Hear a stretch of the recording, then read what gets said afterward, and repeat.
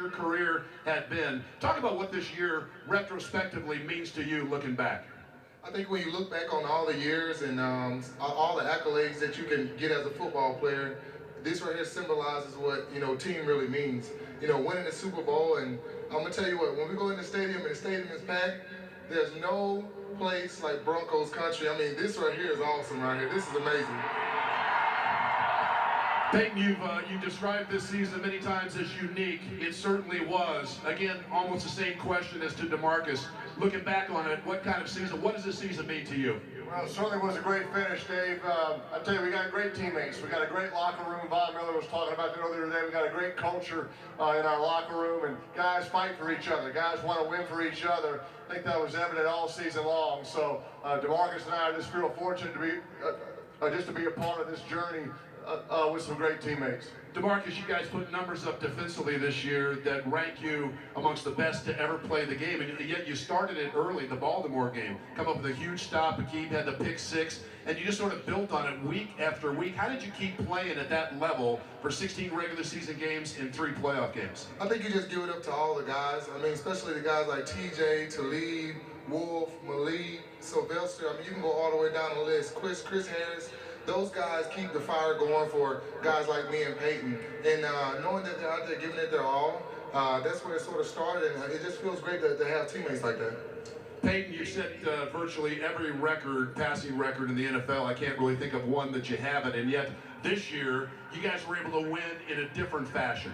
Well, it was definitely a team season, and everybody did their part. Our special teams were awesome all year. There's no question our defense led the charge, and offensively we did just our part. We did our part.